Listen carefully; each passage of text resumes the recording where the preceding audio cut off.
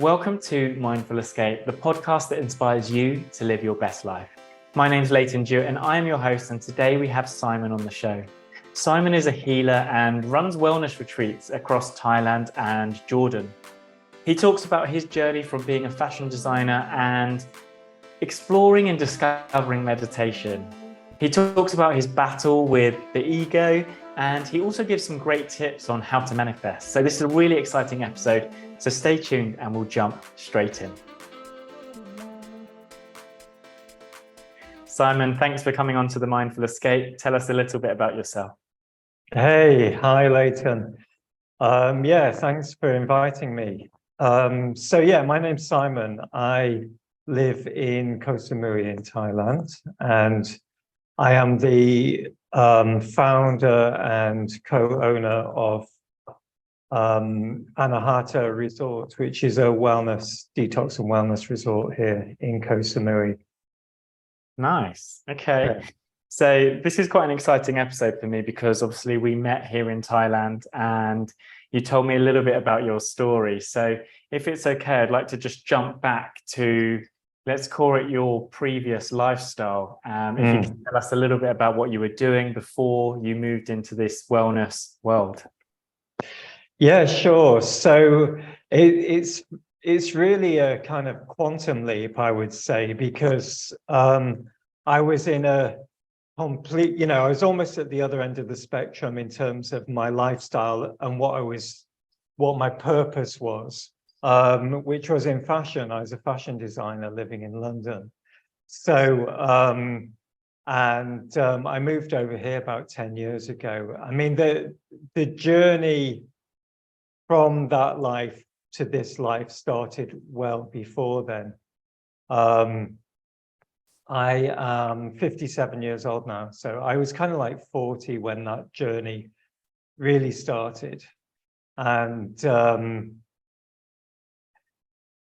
I've watched a few of the other fantastic podcasts that you've done, and I was really thinking, okay, how can I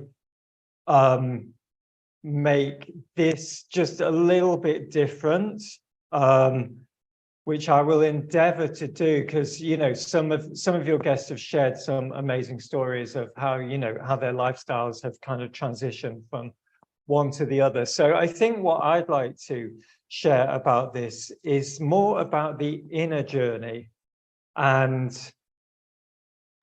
how let's say the outer experience really kind of mirrors the inner journey.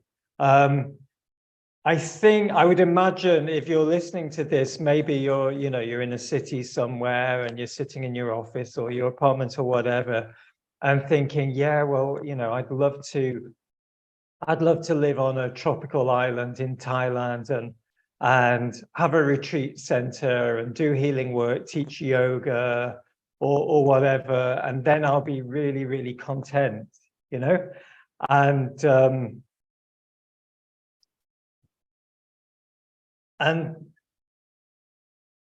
really, the way that this happens is the other way around. That we have to go on that inner journey before we can even receive and be aligned with that outer journey. So my journey really has been a journey of healing. And as I say, at the age of 40, I really kind of like hit a wall in some ways, not literally, thank goodness, but kind of metaphorically hit this kind of wall. Up until then, my life had been very much about achieving the goals that I kind of set for myself, and maybe at a more subconscious level, the goals that society and my family and culture and everything, etc., had set. And I'd done very well ticking a lot of boxes on that list and achieving a lot. But I was getting sicker mentally, emotionally, and ultimately physically. So that by the time I got to my kind of late 30s, I was overweight and had a lot of addictions. And I think when we say addictions, we think of the most extreme addictions, like serious drug addictions and stuff like that. But I'm talking about the kind of addictions that are also very socially acceptable. Whether those be addictions to substances like alcohol, cigarettes, recreational drugs, but also food addictions, definitely, but kind of lifestyle addictions too, addictions to stress, addictions to needing validation, and these kind of things. And then so I got to, like, as I say, it was exactly 40 years old. And the voice inside of me that I hadn't been listening to just started to shout at me. And it shouted at me mostly through my physical health.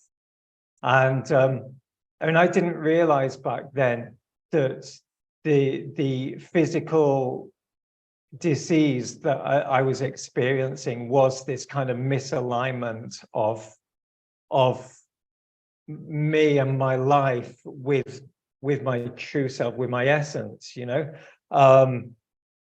so I started a healing journey, and the first step was at the GP, and that didn't get me too far at all, apart from on a bunch of medication that didn't really work.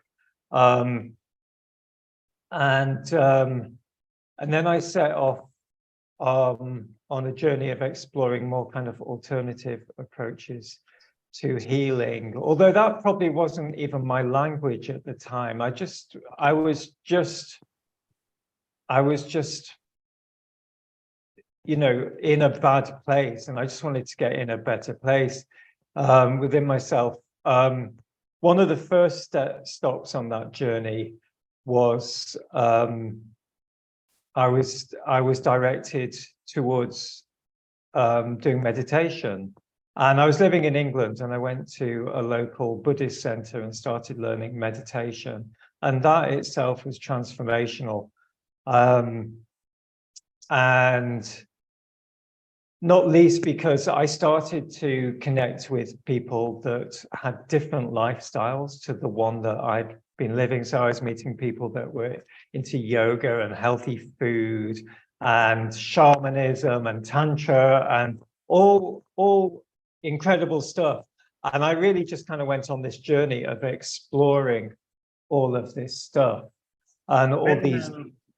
Please. Sorry, when meditation came up for you initially, as that was the first step into this kind of healing, what was your reaction to that at the time? Because obviously you said you went to the GP first, which is most people's first step. Yeah. What was your reaction to meditation at the time? Your thoughts on it, your perceptions?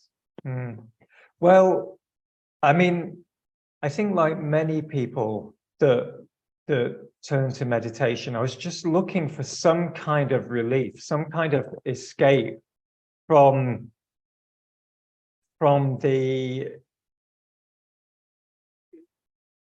stress, from worry, from anxiety. But what I soon started to realize through meditation, that there was an aspect of self that was observing the stress, the worry, and everything. And I was like, and as soon as that happened, I was like, so I'm not the worrying and the stress and the anxiety and the cravings and the fears and all these things. I'm not those, because I can observe those. So if I'm observing them, then what am I? Who am I? And I mean, that's the kind of language that I use now. I think at the time I didn't have that language, but that's kind of that's what I was kind of bit by bit starting to get. It was also extremely emotional meditation. I think I one of the things that I'm very passionate about now is meditation and teaching meditation. And at our retreats here, and we have a few other locations now, which I'll tell you about maybe later on in the conversation. But so teaching meditation for me is really, really an important part of what I do. And people start off on that journey and they're like, I can't meditate because my mind's too busy. And I'm like, yeah, that's like saying I can't go to the gym because my muscles aren't strong enough, you know, and we have to start somewhere. And it's not, meditation is not necessarily about having a still mind. Now, if you have a good meditation experience, you may well have a still mind, experience that stillness of mind. But meditation is about observing the busyness of the mind and observing what the mind's doing, and observing also the emotions, the feelings and the emotions, and letting go of all judgment. So something that started to happen to me as I got into the meditation practice back then was a lot of emotions that I had been holding for so long started to come out, you know, and I would literally sit sometimes in tears, sobbing my eyes out. Yeah. So for people who are listening now, I've started to experience this through my yoga and meditation journey as well. And when I teach classes, I see people going through different emotions, whether that be anger or crying and laughing. It's quite fascinating to see these emotions being released. Could you give us an idea of why that is happening during a meditation? It's a really good question.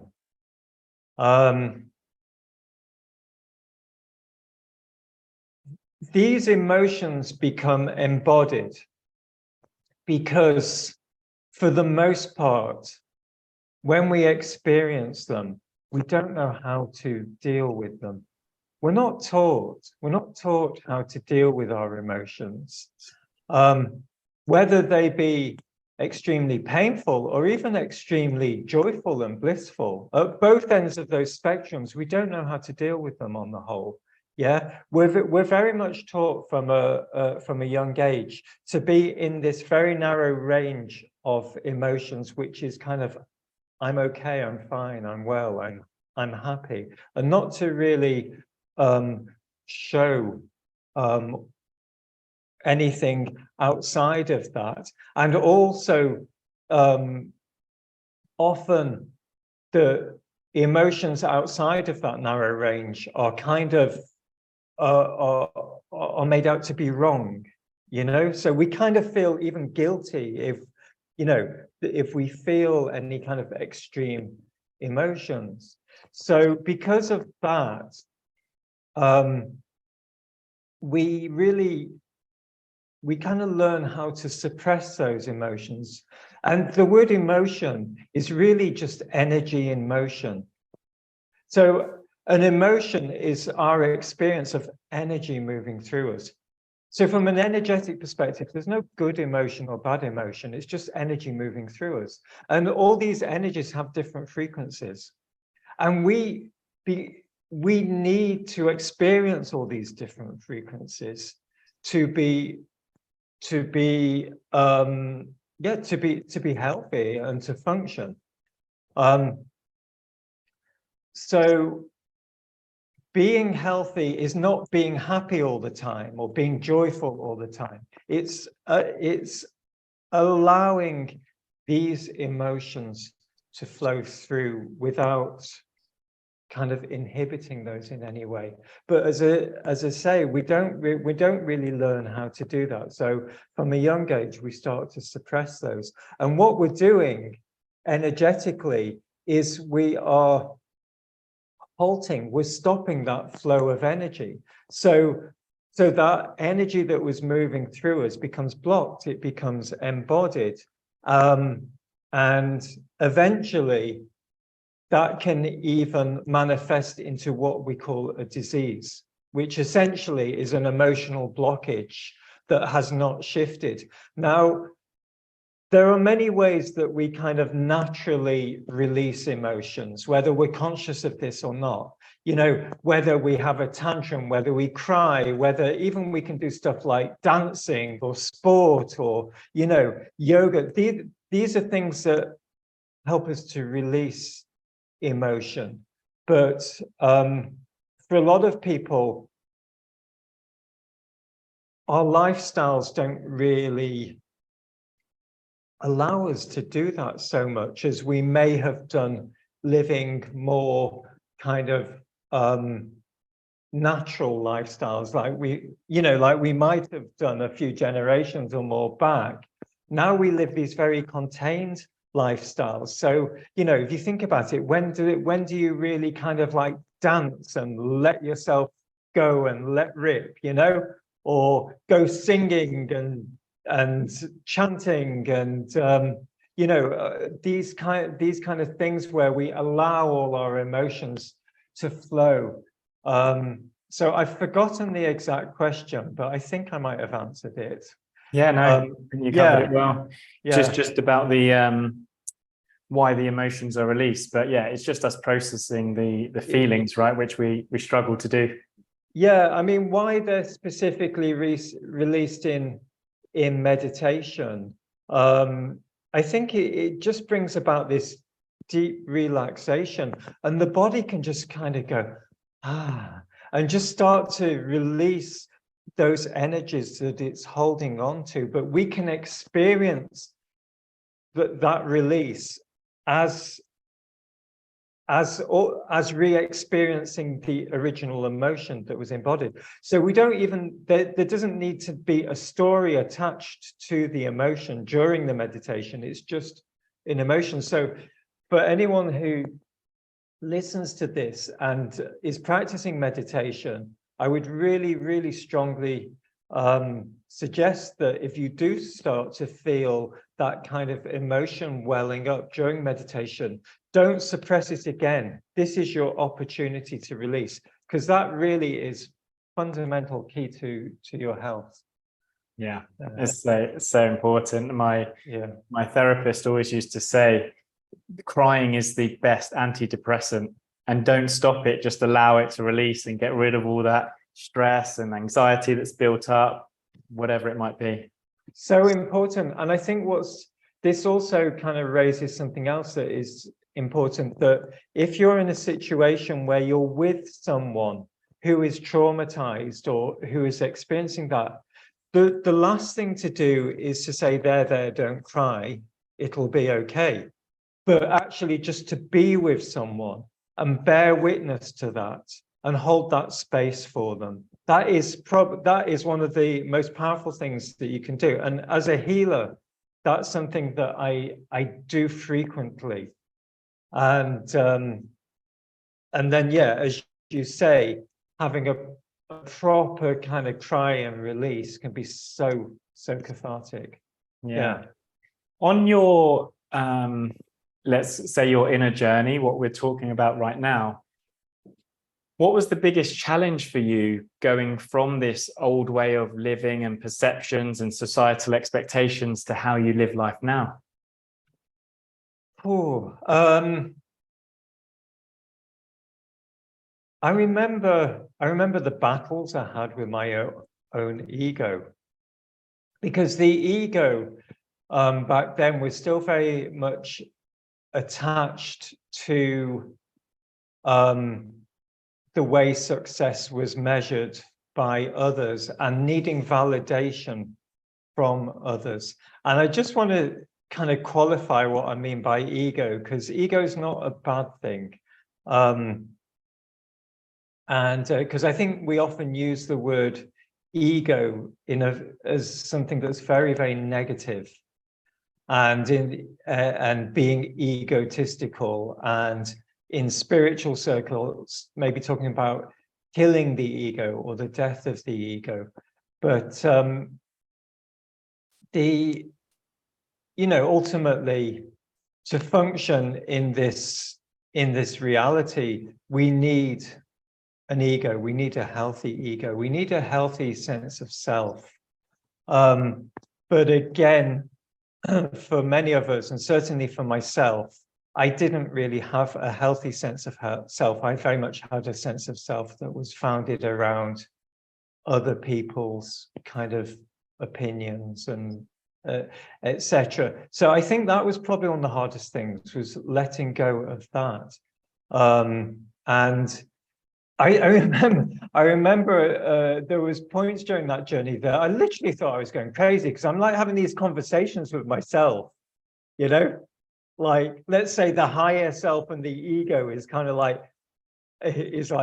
battling it out. And it's a little bit like those old cartoons where you have like you have the angel on one shoulder and you have the devil on the other shoulder, and one's whispering in one ear and one's whispering in the other ear.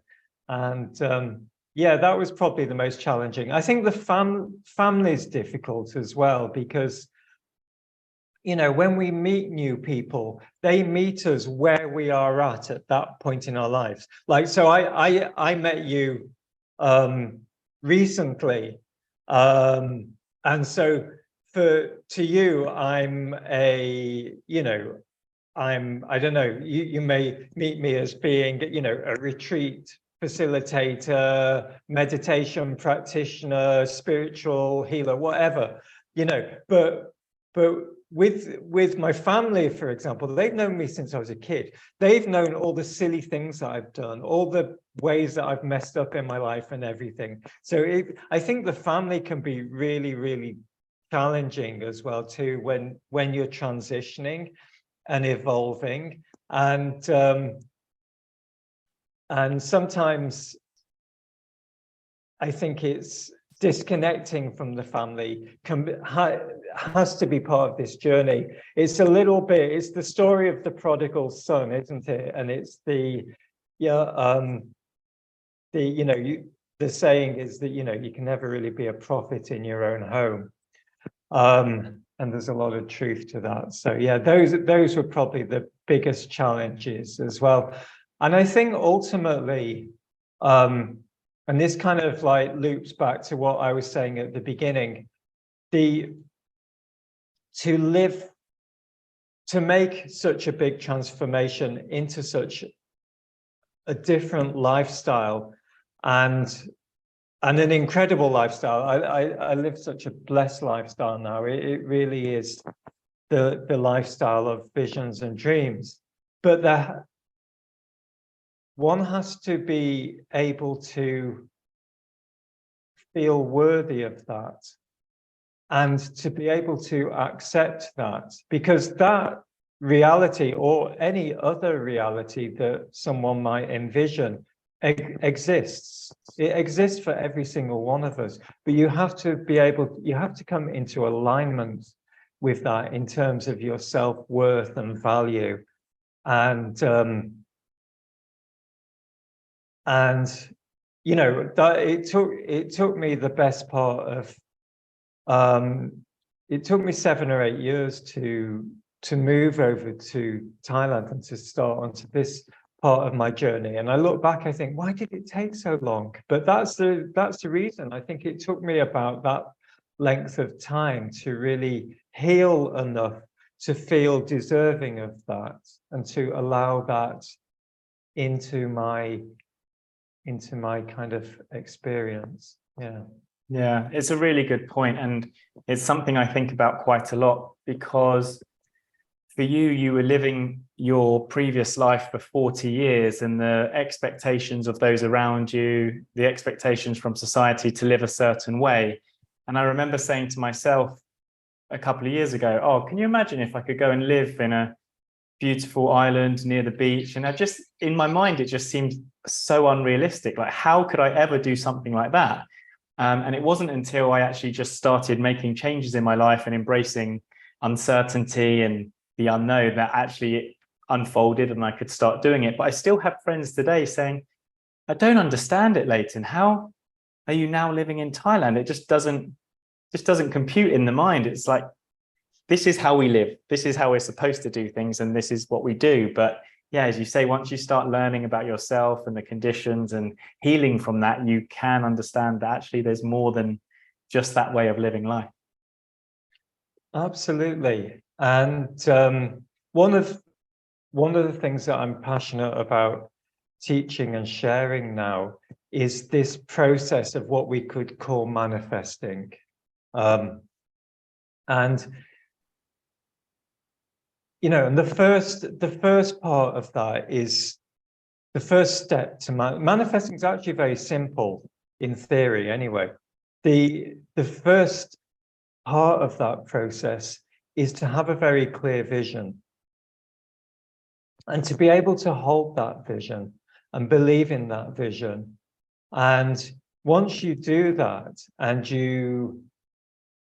then there are many techniques that we can use to really hone that vision and hold that vision. So we can do vision boards, we can meditate, we can make videos of ourselves from the future, talking to ourselves in the present about the amazing life we're having. There's so many different tools that we can use to help in that process. But once we've got that clear vision, our role then is to receive. And that's it, really. That's the process of manifesting. But I think the problem that most of us have is that our vision changes just like almost moment to moment, if not day to day. And so the experience that we receive back is a mirror to our intentions and our visions. But because our intentions and visions are not clear and steady, what comes back to us feels like we're on this kind of like out of control roller coaster. But it's not an out of control roller coaster. It's just literally mirroring back to you your visions and your intentions. The thing is, unless you're Jesus Christ, there's usually a time lapse between the vision and the intention and the manifestation about it. So we've forgotten that, and we've already gone through many others before they start to kind of manifest for us. So this is really key to this process, is just keeping that clear vision. And I know for myself, as part of that journey that I was on, I explored some shamanism, and I was very fortunate to sit with a shaman down in the south of England who took me on an inner journey, or guided me on an inner journey. And the intention of that journey was to really clarify where I was going. This is about 14, 15 years ago. Maybe not as long as that, maybe 14 years. I don't know, 12, 13, whatever years ago. Anyway, you can edit that bit out. So, anyway, so this shaman guided me into this deep state of meditation, into this journey, and I had this really clear vision of basically what I'm doing now. But I'm still, back then, I'm a fashion designer, living in England, etc. So when I saw that vision, I was like, I didn't know how literally to take it, but something about it just felt so right. And I can still remember it till this day. I can run it like a video through my mind to this day.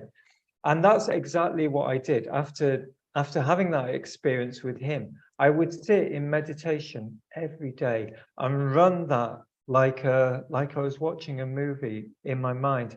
And bit by bit, it's like the universe just kind of brought together all the pieces of that image, almost like making a jigsaw puzzle for me. And so the way that it actually manifested was way beyond anything that I could have planned. Mm. Wait, and the kind, and this is, and as you were saying about yourself and how your friends say to you, but how? I mean, I don't really know how it happens. It just happens, and for whatever reason, having that experience with the shaman and that really clear vision and holding that vision was all that was needed. So Yeah. long answer to a question, but Yeah. It's so powerful, right? And it is. if we can get that right, then we can live the life that we truly want. And we can, and we're so, we're taught from an early age that if we want something in life, that we've got to work hard for it. And it takes stress and hard work on all these things. And then we play games at birthday parties when we're kids, like musical chairs, which there's never enough chairs. So we kind of get programmed into this, believing that we live in this world of lack. And there's not quite enough for everyone. So we're all competing with each other. And this kind of belief that it's hard work. And sure, we can achieve a lot like that, but it creates a lot of inertia and a lot of effort, and it makes us very sick. Mm-hmm. But we don't live in a world like that. We live in a world of abundance. There's more chairs than there are kids that need to sit down, I love that And analogy.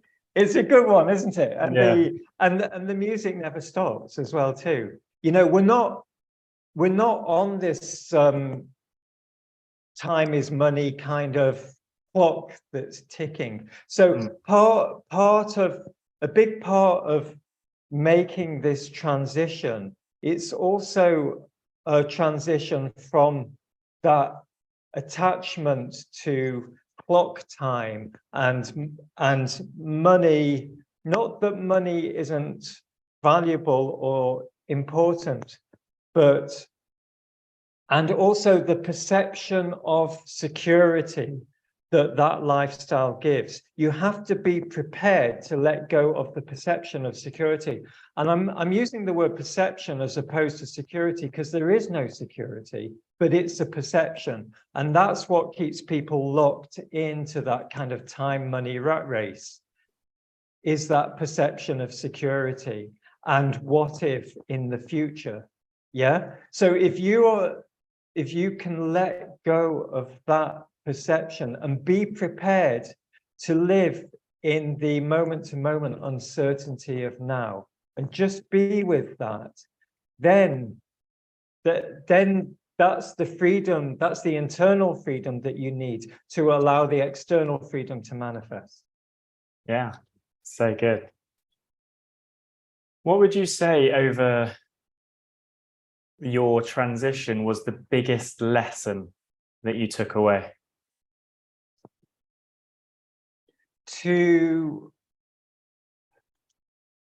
That it's right to be self-centered, because that means that you're centered in yourself. It's right to put yourself first. And it's right to not care what other people think. And those are all things that we are told the opposite of. In fact, societies are built around putting other people first, caring what other people think. And I would really challenge those as being healthy. Yeah. Yeah. So good. Is there one piece of advice that you would give your younger self before you left the fashion world? That's a really good question. One piece of advice that I would give my younger self. I think I think after we finish this call, I'll probably come up with a better answer than this, because you put me on the spot. But I think there's that wisdom that we could have when we're younger, but you can't, because you have to have the journey. That is the journey. So I think the advice I give myself is that to stop focusing on there being a destination. There's no destination. It's the journey. The journey is what this is all about. I remember being younger, and whatever moment I was in, I was always thinking about some future moment, as if that future moment was going to be when I would feel happy. And when I got to that point, so it might be owning a new, a new car, or getting a new sale for my business, or whatever it was. And then when I got to that, of course, then there was another new thing for the future. So because of that, I was in this constant, I will be happy when. So yeah, it's about the journey, not the destination. There's no destination. Yeah, that's a really great point. And I'd love to ask you whether having goals and targets affects your happiness. Like, can you have goals and targets without putting that I will be happy when? Or do you think it's better to live life without those set milestones, let's call them? I think there's a balance to be found here, because we need to, let's replace the word kind of plans and goals and stuff with intentions, visions, dreams, intentions. Allow yourself to dream, allow yourself for your consciousness to expand beyond what you believe is possible, and set that as an intention and enjoy dreaming about it. And yeah, and then back to what we were talking about before, hold that vision and be able to receive that, align with that. It's a different way, isn't it, about going about things. I think if we don't do that, then the risk is that we can end up just kind of like drifting and floating, and which is okay, but we're all here, we're multi-dimensional beings, and we're here. Each of us has a mission, a purpose, and our journey is about discovering that and fulfilling it. And if we don't, we just kind of keep coming back and doing it, which is okay, but gets a bit tiring, doesn't it? So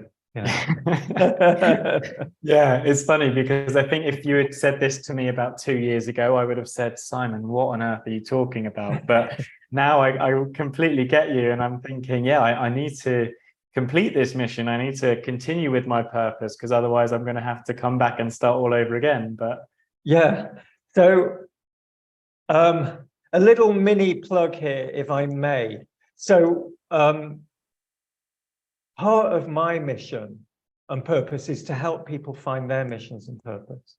So if anyone's watching this and is kind of resonating with what I'm saying and the way I communicate, then please reach out to me, because I think it's probably one of the most burning questions that people have now, or certainly the people that I meet, is like, what's my purpose? Why am I here? And I think that kind of individual journey that so many of us have been experiencing, which is setting out to fulfill those kind of like initial that initial kind of list of what's going to make me happy and fulfilled, realizing that it hasn't, achieving that, realizing that it hasn't, and then then going about discovering what life really is about, which in a way is actually the story of the Buddha. if any, if you know the story of the Buddha, that's the story of the Buddha. And he showed us, that's what he taught. He taught us the way forward. But I think that is actually also happening as a collective now. We've gone through this period since probably like the Second World War through to the early 2000s of ticking all the boxes, of materialism, of traveling, bungee jumping with dolphins, whatever it is. We've done it all. And then, but we're going, yeah, so what now? What's it all about? So this, as I say, I feel that this question of purpose is becoming increasingly important. And my purpose is to help people find that purpose. So, yeah, I love that. Where can people find you online? I have a YouTube channel called Simonheals, and what I'll do is maybe give you a couple of links that you could put in the description. I'll put them in the show notes. Maybe like an email address or something like that. Yeah, absolutely. Okay. Brilliant. Righty. Simon, thanks so much for coming on. Pleasure. Thank you, Leighton. Really enjoyed that. Thank you. And there we have it. Thank you so much for listening. The biggest takeaway for me was around Simon's inner journey and how that relates to everyone else that's been on the show, everyone else that is going through this transformation in their life, how it relates to me and how it will relate to you moving forwards, because essentially it's all the same thing, which is coming into alignment with your true self. As you learn about yourself, as you heal yourself, as you start to love yourself more and understand that you are worthy of a life you truly desire, you will have to go on this inner journey of alignment. I hope you found value here. If you did, make sure you share it with a friend, and I'll see you again, same time next week.